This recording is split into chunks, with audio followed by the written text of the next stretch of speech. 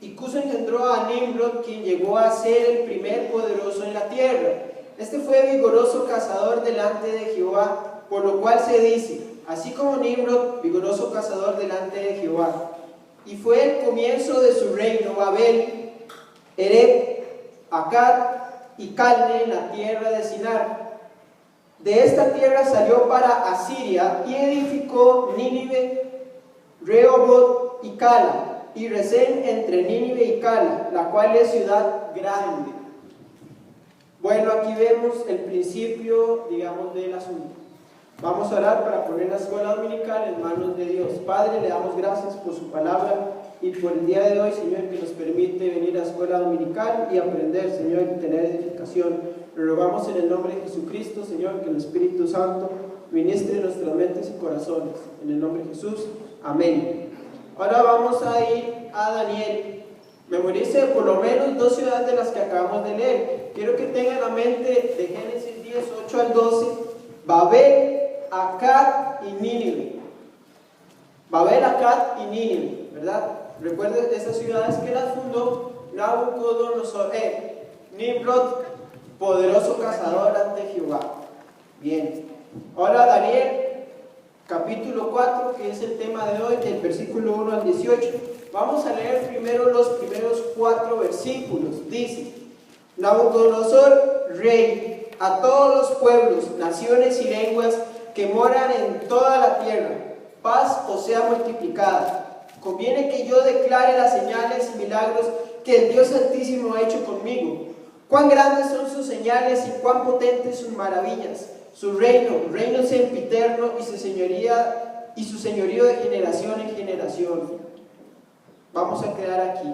Muy bien. Nabucodonosor. Hemos visto que en los primeros 3 capítulos de Daniel, cómo se ha desarrollado la historia, cuando se deportaron los judíos, ¿verdad? Se deportó entre todos los judíos a Daniel y sus amigos, ¿verdad?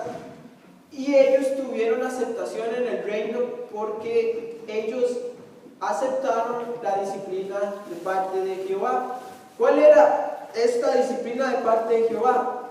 Váyase a Babilonia tranquilo, esto es un castigo, una disciplina, usted le va a ir bien si se va, ¿verdad? Ellos aceptaron la disciplina de Dios, agacharon las orejas y fueron a Babilonia, y en efecto les fue bien y prosperaron tanto que Daniel fue por decirlo así, entre el segundo y tercer persona de todo el reino, ¿verdad?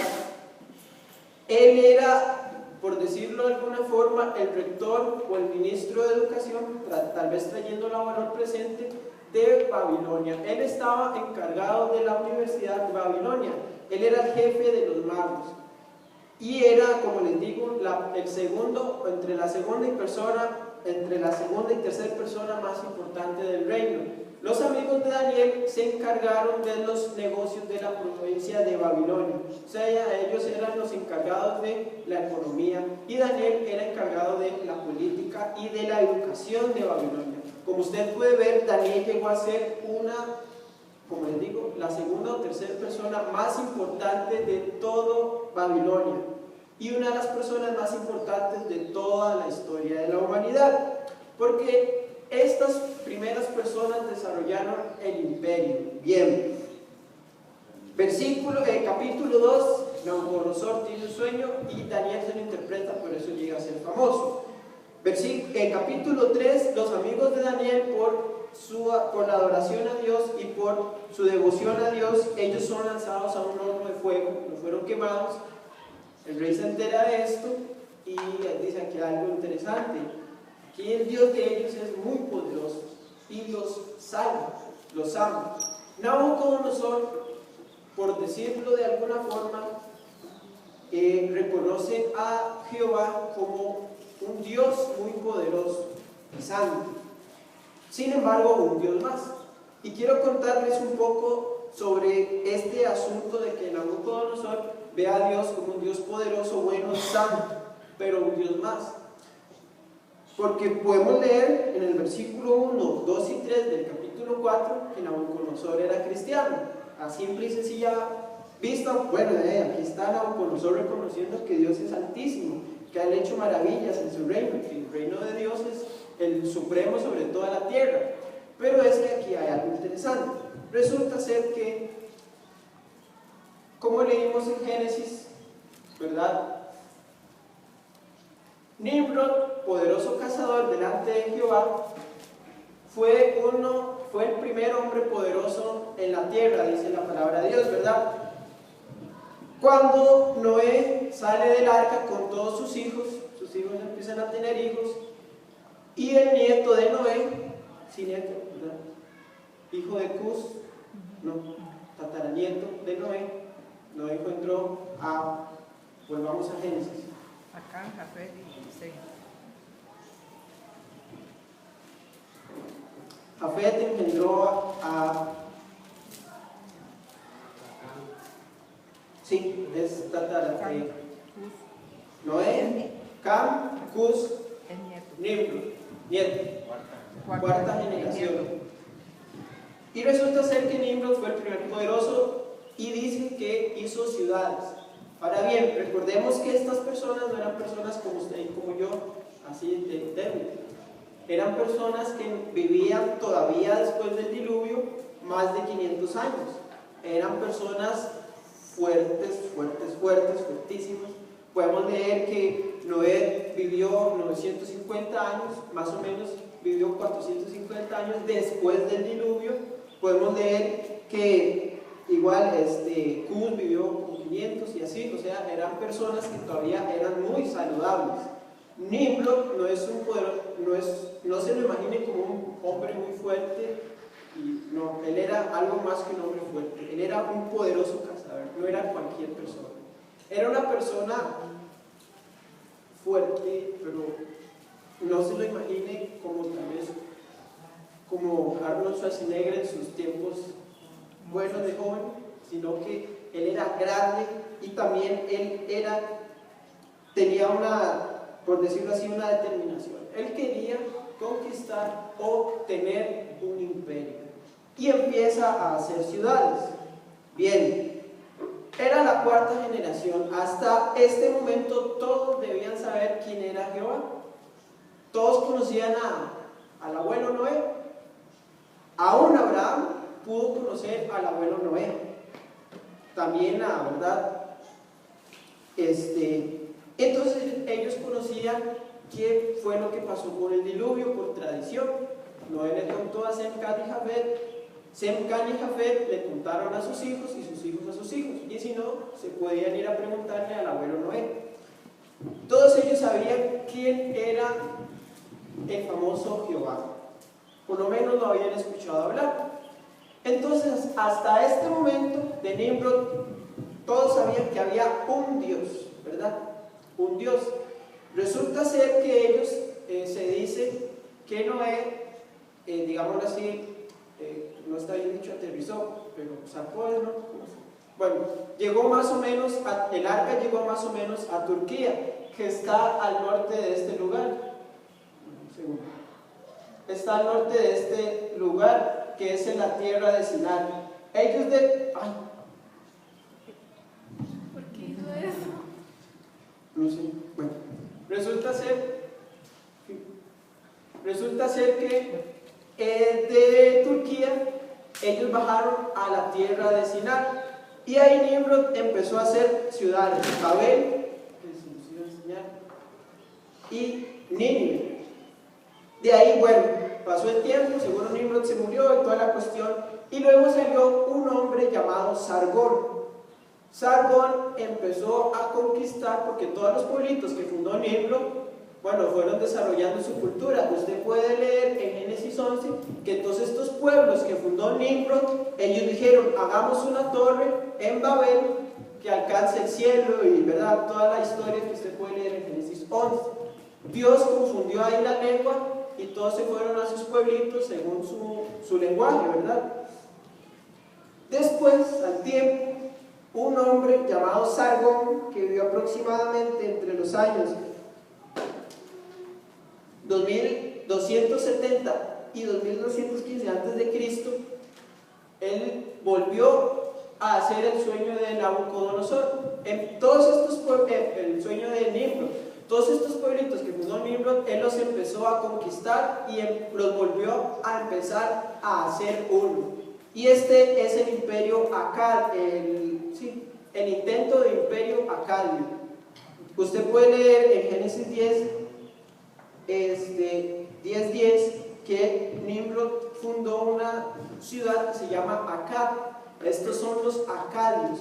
Sargón salió de Akkad y empezó a conquistar todos estos pueblitos alrededor de Akkad, que eran Babel, Erech y Calne. Después se fue a Siria y empezó a conquistar Nínive.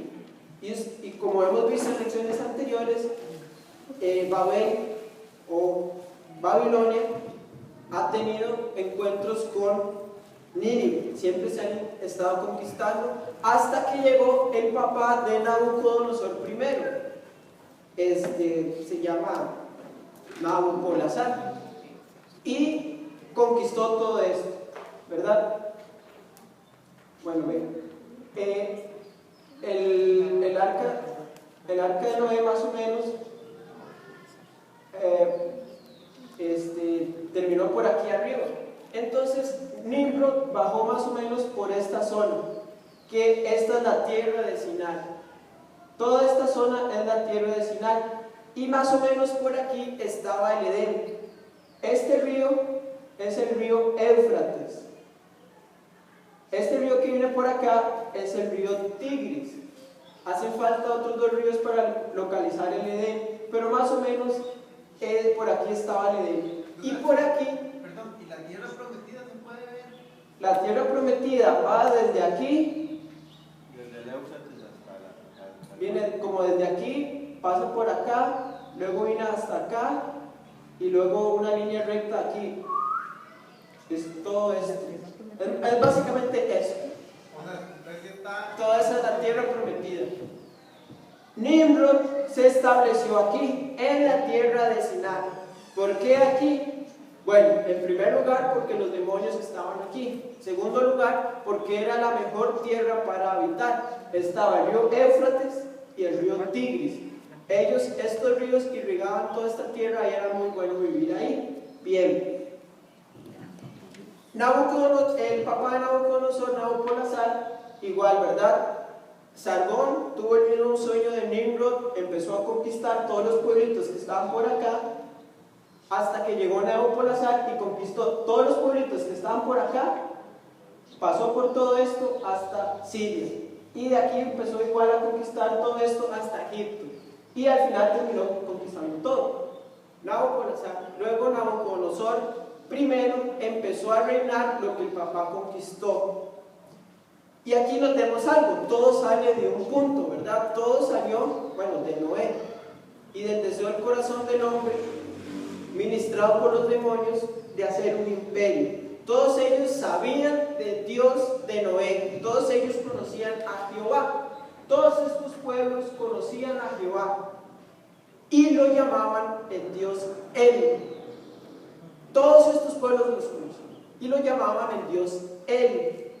Resulta ser que pasaba el tiempo y las tradiciones y la administración de los demonios hasta que todos estos pueblitos pensaron que el Dios El tuvo un hijo.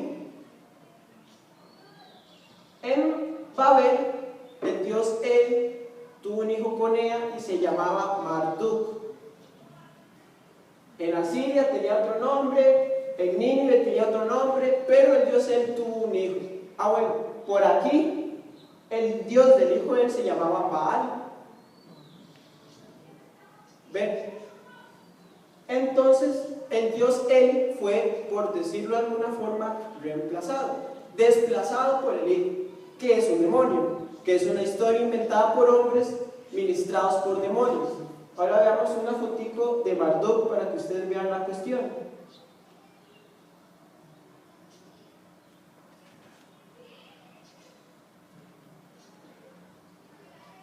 No, aquí no está. Aquí está Marduk. Veamos esto.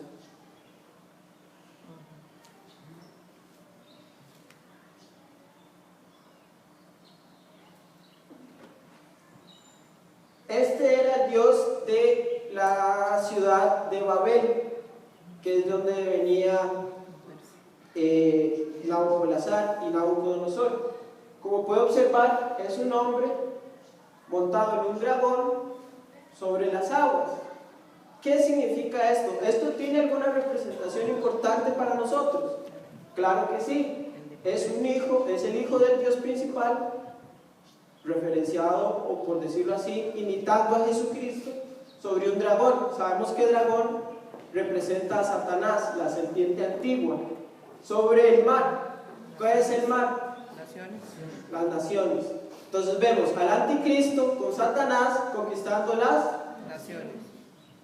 Baal es diferente, y también el otro llamado Azur, pero este es el más importante. ¿Por qué? Porque es el dios principal de Babilonia, el primer imperio.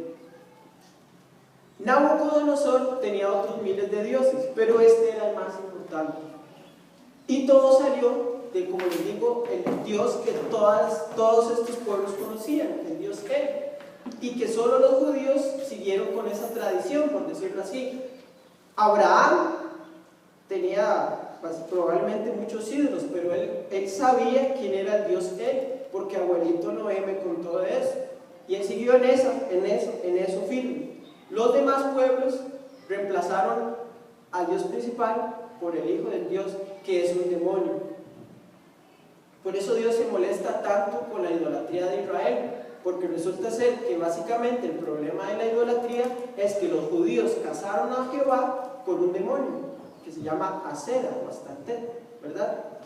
Entonces, Nabucodonosor conocía esta cuestión, claro que sí, por eso es que él no tiene ningún inconveniente de decir el Dios Altísimo, porque todas estas culturas conocían al Dios Altísimo, sabían quién era el Dios Altísimo, pero ellos preferían adorar al Hijo del Dios Altísimo, ¿sí? No, que Jeremías menciona a ese Dios. ¿Cuál de todos? A Marduk. A Marduk. Ajá, en Jeremías 52. Sí, bueno, este Dios Marduk en realidad, como les digo, aquí en Asiria tiene otro nombre, se llama Asur. Aquí por Canaán y toda esta tierra se llama Baal. Aquí se llama Marduk. Pero es lo mismo. Como aquí es Astarte, en la Basílica de los Ángeles es la reina de la tal María. Pero es lo mismo. Como les digo, todo tiene una raíz. Para que veamos lo que pasa aquí, todo salió de una misma mente, por decirlo de alguna forma. Todo salió de un mismo engaño. Todos estos pueblos al principio conocían a Jehová, sin embargo los demonios engañan a los hombres para que crean otras fábulas. Es por eso que el rey Nabucodonosor no tiene ningún problema con decir que el Dios de Daniel es el Dios Altísimo, porque es verdad, ellos ya lo conocían. De hecho, cuando en las conquistas de Josué, de David, todos estos pueblos conocían el Dios de los judíos, que era el Dios él. Todos ellos sabían, pero ¿qué es lo que pasa? Su corazón se quería ir a los ídolos. Es como nosotros sabemos quién es Dios, ¿verdad? Y Jesucristo. Y sí o no, que a veces nos vamos tras otros ídolos. Amén. Bueno, estas personas conocían el Dios verdadero, claro que sí, se llamaba él, pero adoraban al hijo que era un demonio. Bien, Nabucodonosor no tiene ningún problema con esta cuestión por este contexto que les estoy diciendo. Versículo 4 en adelante, Nabucodonosor habla de un sueño que tuvo. Vamos a leerlo rápidamente. Yo, Nabucodonosor, estaba tranquilo en mi casa y floreciente en mi palacio. Vi un sueño que me espantó, y tendido en cama, las imaginaciones y visiones de mi cabeza me turbaron. Por eso mandé que vinieran delante de mí todos los sabios de Babilonia para que me mostrasen la interpretación del sueño. Y vinieron magos, astrólogos, caldeos y adivinos, y les dije el sueño, pero no me pudieron mostrar su interpretación, hasta que entró delante de mí Daniel, cuyo nombre es Belsasar, como el nombre de mi Dios, y en quien mora el espíritu de los dioses santos. Conté delante de él el sueño diciendo: Belsasar, jefe de los magos, ya que he entendido que hay en ti espíritu de los dioses santos y que ningún misterio se te esconde, declárame las visiones de mi sueño que he visto y su interpretación. Estas fueron las visiones de mi cabeza mientras estaba en mi cama. Me parecía ver en medio de la tierra un árbol cuya altura era grande. Crecía este árbol y se hacía fuerte, y su copa llegaba hasta el cielo, y le alcanzaba a ver todos los confines de la tierra. Su follaje era hermoso y su fruto abundante, y había en él alimento para todos. Debajo de él se ponían a la sombra las bestias del campo, y en sus raíces y sus ramas hacían morada las aves del cielo, y se mantenía de él toda carne. Vi en las visiones de mi cabeza mientras estaba en mi cama que he aquí un vigilante y santo descendía del cielo, y clamaba fuertemente y decía así: derribad del árbol y cortad sus ramas, quitadle el follaje y dispersad su fruto, váyanse las bestias que están debajo de él y las aves de sus ramas. Mas la cepa, sus raíces dejaréis en la tierra con atadura de hierro y de bronce, entre la hierba del campo. Sea mojado con rocío del cielo y con las bestias sea su parte entre la hierba de la tierra. Su corazón de hombre sea cambiado y le sea dado un corazón de bestia, y pasen sobre él 7 tiempos. La sentencia es por decreto de los vigilantes y por dicho de los santos, la resolución, para que conozcan los vivientes que el Altísimo gobierna el reino de los hombres, y que a quien él quiere lo da y constituye sobre él al más bajo de los hombres. Yo, el rey Nabucodonosor, he visto este sueño. Tú, pues, Belsasar, dirás la interpretación de él, porque todos los sabios de mi reino no han podido mostrarme su interpretación, pero tú puedes, porque mora en ti el espíritu de los dioses santos. Bien.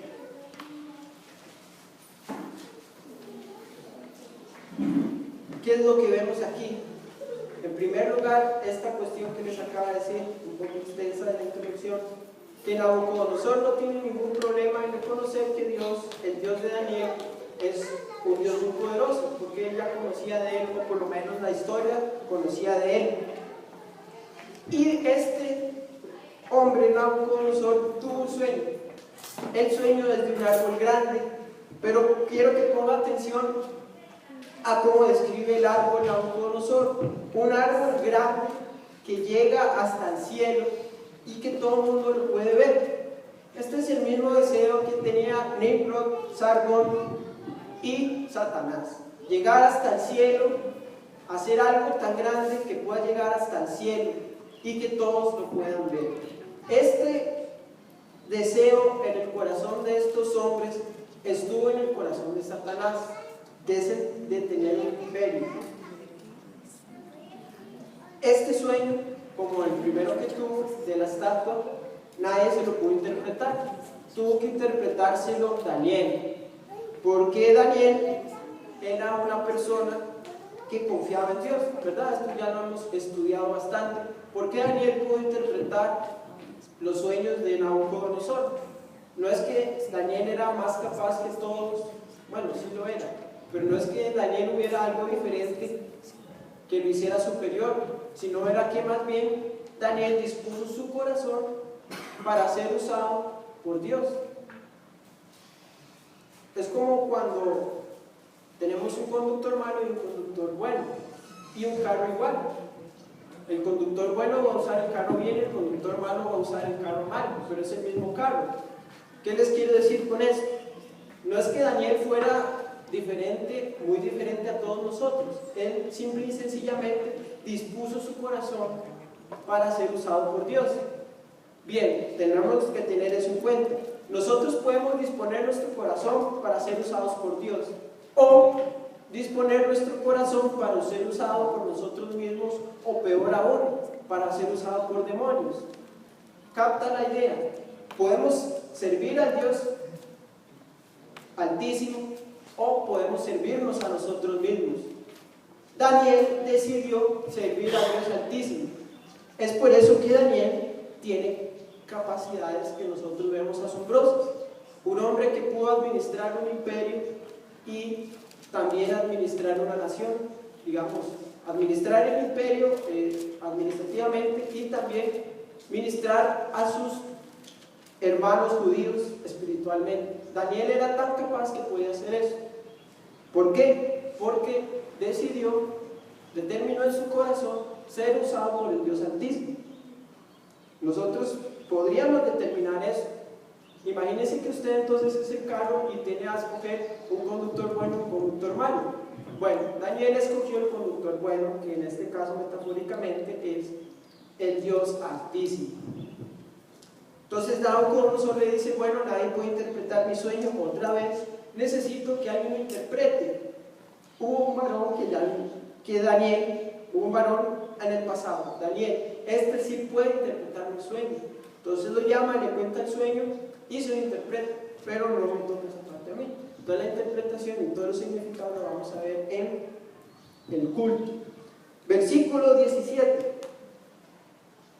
Nada más quiero que se lleve esto en el corazón, que el árbol era grande, que llegaba hasta el cielo, que es la misma idea, o es el mismo sentir que tuvo Satanás, que tuvo Nimrod, que tuvo Sargón primero, que tuvo Sargón segundo, que tuvo Nabopolassar y Nabucodonosor mismo. Este deseo de Satanás es el sueño que tiene aquí Nabucodonosor y Dios lo ejecuta. Versículo 17. La sentencia es por decreto de los vigilantes y por dicho de los santos su resolución.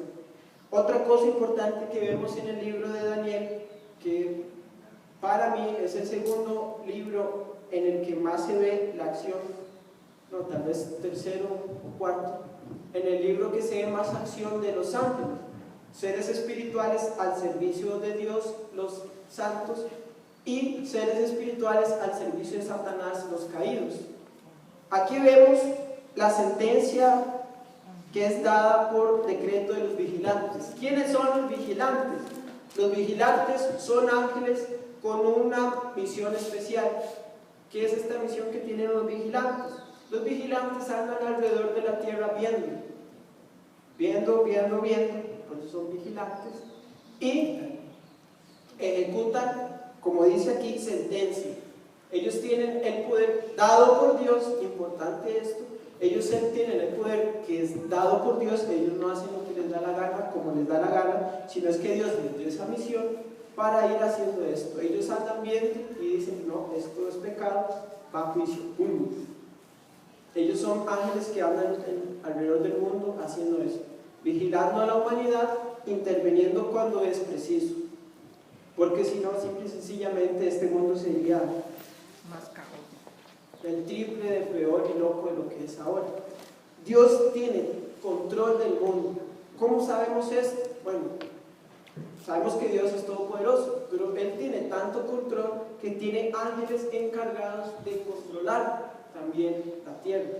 Dios controla todo, pero como Él en su naturaleza le gusta participar con su creación, designó a estos ángeles que andan haciendo esta misión: vigilar y dictar sentencia.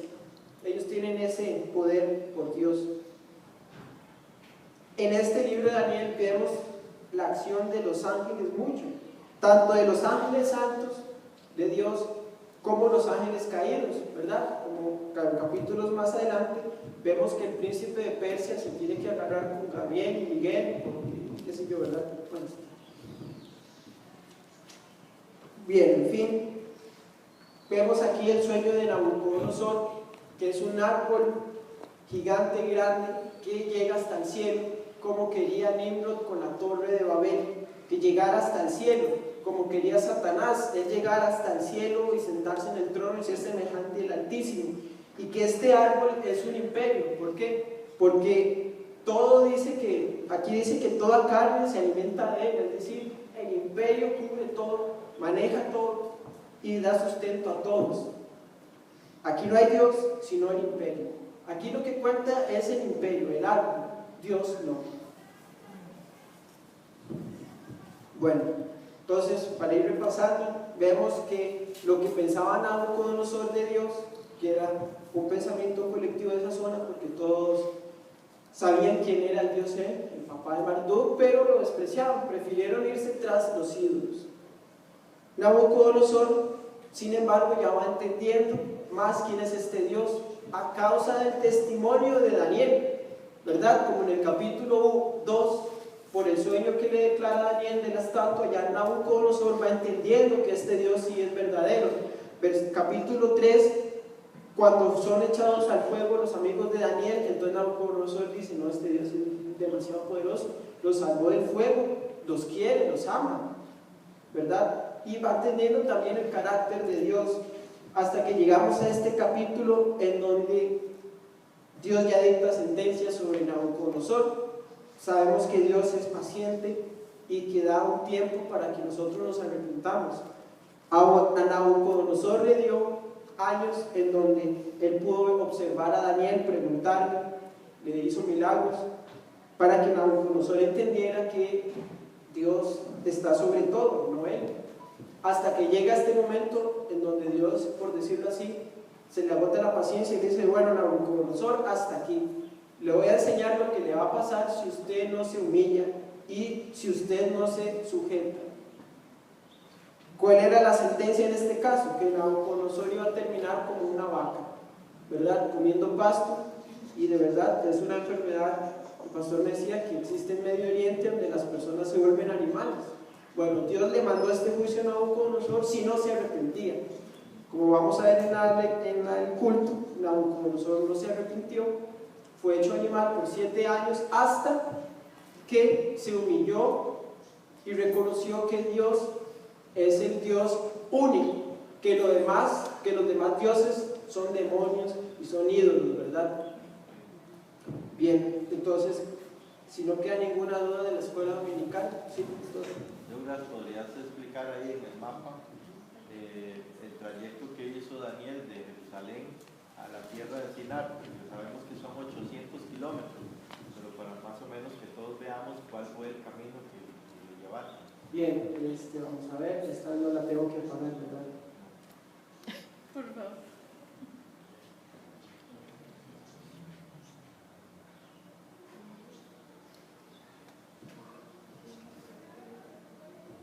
Estos trayectos, digamos, hoy día se ve fue qué largo, pero es que tal vez cuesta entender que las personas de esta época, como dice nuestro hermano Ricardo, eran varones, ¿verdad? Mucha gente se explica, ay, ¿cómo construyeron las pirámides? Es que la gente de esa época eran varones, ¿verdad? Era gente muy, muy fuerte.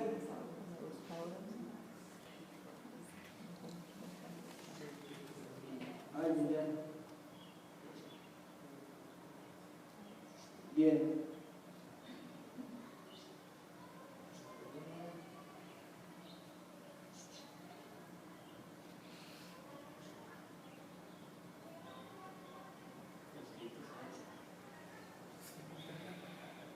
Esto es un mapa actual para que, digamos, si ustedes quieren hacer la búsqueda en Google, se ubiquen por las ciudades actuales. Bien, aquí está Jerusalén. Entonces Nabucodonosor, él salió de aquí, de Babilonia, de aquí, de Babilonia. Babilonia está por acá. Ay, Babilonia está por acá, más o menos, no me acuerdo si 300 o 600 kilómetros al sur de la actual Bagdad. 300 kilómetros al sur de Bagdad. Aquí está Babilonia. Entonces Nabucodonosor vino por acá hasta aquí, conquistar Siria, más o menos el mismo recorrido que hizo Sennacherib, hasta que llegó a Jerusalén, la sitió, la conquistó, bueno, usted ya sabe la historia, y de aquí hasta aquí caminó Daniel. Imagínense que de aquí a aquí hay 300 kilómetros. ¿Cuánto puede haber de aquí a aquí? 800. Caminó, aquí se ve verde. Aquí todo esto que usted ve aquí es desierto, es calor, y aquí no vive nada más que animales que de verdad no sé cómo hacen para vivir ahí. Hasta acá, Babilonia. Él caminó. No solo Daniel, todos los que dijeron, está bien Dios, la verdad es que usted tiene razón, ya hemos pecado demasiado, vamos a sujetarnos a la disciplina, vamos a hacerle caso, vámonos para Babilonia. caminaron de acá a acá, ¿verdad? Todo este trayecto desértico, chingos y con cadenas y castrados. Los que no quisieron obedecer a Dios, los rebeldes sin causa, caminaron de Jerusalén a aquí. De ahí, ¿usted qué prefiere? ¿Caminar de aquí a aquí o de aquí a aquí? Entonces era una decisión que tenían todos los judíos de ese momento. Bueno, hacerle caso a Dios significa caminar 800 kilómetros por desierto. Pero la salida fácil significa tomar un barquito o caminar al suave por acá. Entonces, tal vez es también algo importante que veamos. Hacerle caso a Dios no es que es un queque, no es que es algo que usted dice, sí, ¿verdad? Usted comete un pecado y sigue de necio en él, y sigue y sigue y sigue, y hasta que llegan las consecuencias, se le agota la paciencia de Dios. Bueno, la disciplina es esta. Tiene que caminar 800 kilómetros. Pero Dios, es que es muy largo, por necio. Yo le dije 1, 2, 3, N veces que dejara el pecado. Ahora tiene que caminar 800 kilómetros. Los que quieren la vía fácil, bueno, pues ya dejo el pecado, está bien, pero me voy para Egipto. Pues sí, es más cerquita. Es lo mismo, Babilonia, Egipto. Bien. Entonces vean la distancia que caminó Daniel.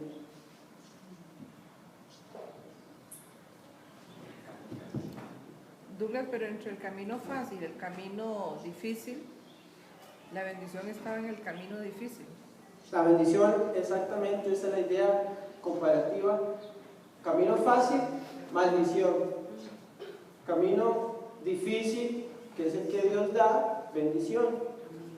Ahora bien, aquí se pasa, no hay un dicho que dice, ¿por camino de qué? Bueno, no hay un dicho. Vamos a inventar el dicho.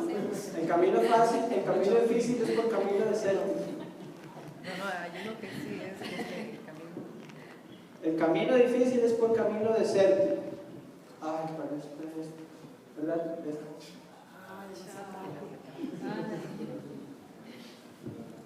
No queda ninguna otra duda. Cuando